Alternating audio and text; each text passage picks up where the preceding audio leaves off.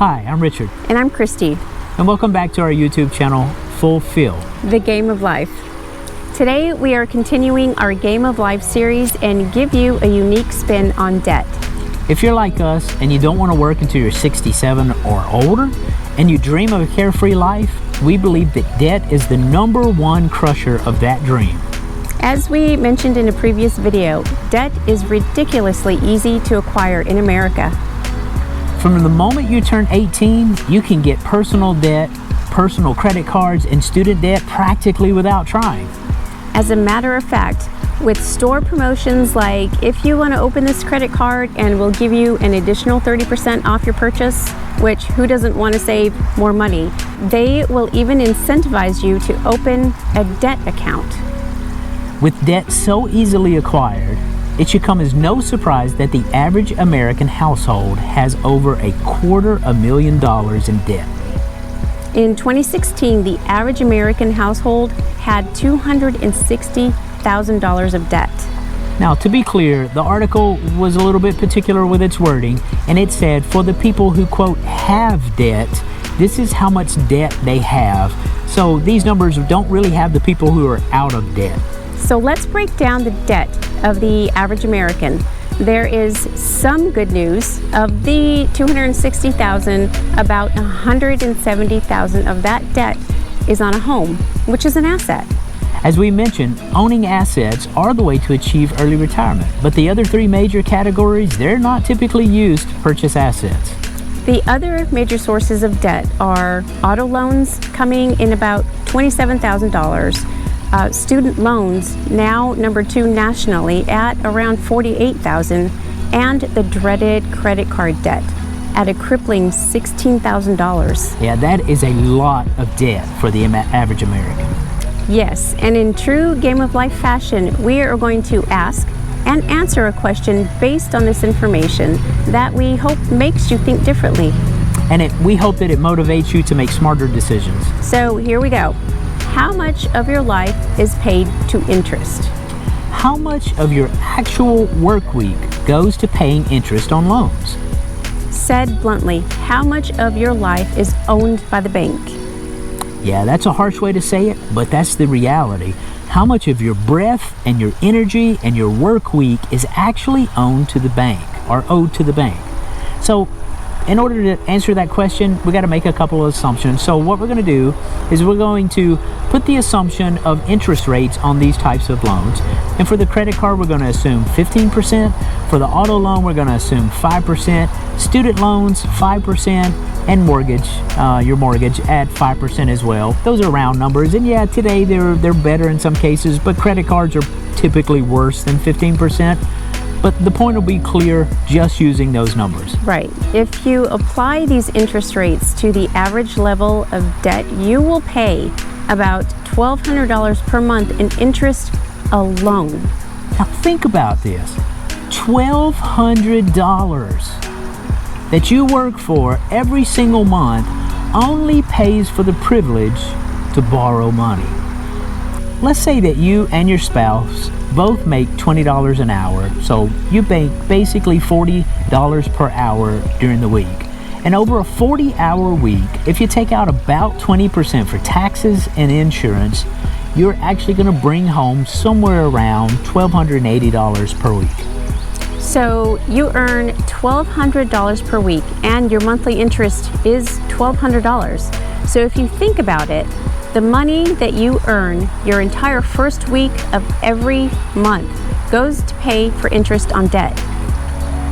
1 out of 4 weeks, every single month, you could say that the bank owns.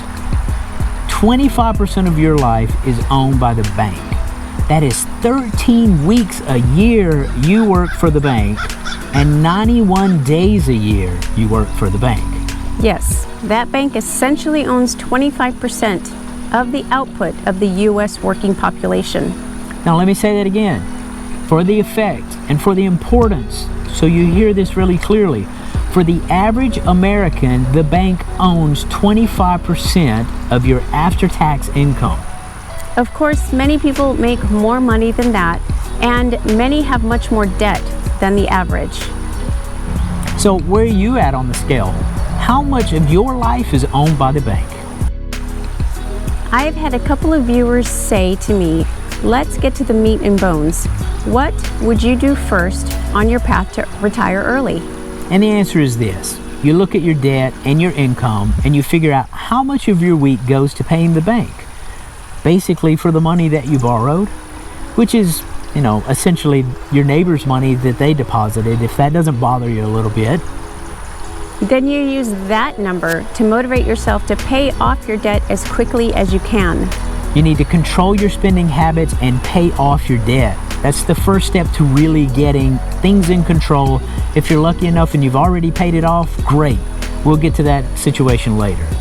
So hopefully you remember our magic $2,500 for our plan for Portugal. Well, we accomplished that number by having no debt. So if you begin to assess your lifestyle and the target that we've put together for our own magic number, but you're carrying a lot of debt, well, you have to add that debt on top of the $2,500 it costs to actually live in Portugal.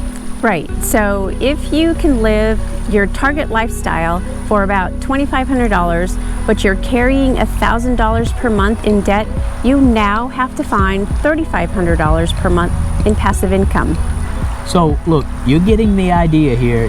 Debt will absolutely consume your life. But let me say this, because I believe it's so fundamental internal to my motivation to get where I've got. Let me say this in a way that I hope really impacts you.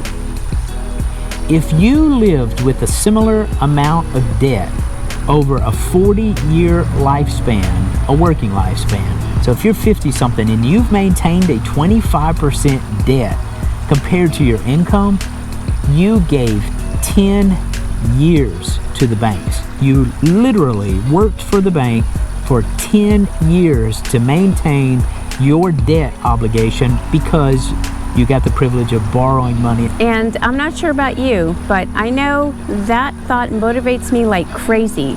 I want to spend my life working for me and my family, not the bank. So look, like on almost every topic, there has to be a sense of reason. Yes, sometimes debt is necessary to get started. And if you don't have wealthy parents, you will need to find a way to put a roof over your head, and debt is probably your only path. In the study of finance, it is often said that there is good debt and bad debt, and there really is some truth to that. However, I'll say this, no debt is fantastic. Not working for the bank for any time is fantastic, but there is such a thing as good debt to some reason. However, we can help you with a clear, logical view of that definition. If you're paying debt for something that you own that is not making money, it is bad debt. So, with clarity, you have to work your way away from debt, especially the high interest stuff. And if it's debt that's not on an asset, such as a credit card, a piece of jewelry, your cell phone that you bought, your cars, they're almost all losing money as you pay interest. If you're carrying debt on anything other than a house, you're almost for certain carrying bad debt. If you made decisions that enabled you to buy $1,200 of stock every month instead of paying the bank $1,200 per month, you would be financially independent in just a few years. Yeah, stop. Really think about what Christy just said. If you lived your life in such a way that you could pay yourself $1,200 per month and put it in the bank, how long do you think it would take to be financially independent instead of $1,200 to the bank every month? Right. So look, that's it. We're going to wrap this video up. And again, we hope that we're asking questions that just cause you to think differently and helps you down the path of making good financial decisions.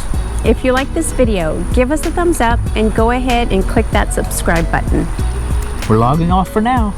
Remember, your goal is to benefit from your own labor, not the bankers. The composer. GoPro, power off. GoPro, turn off. GoPro, off. GoPro. I swear, I think we should name it Child. GoPro Child, because they didn't listen to a thing we say. GoPro, stop recording.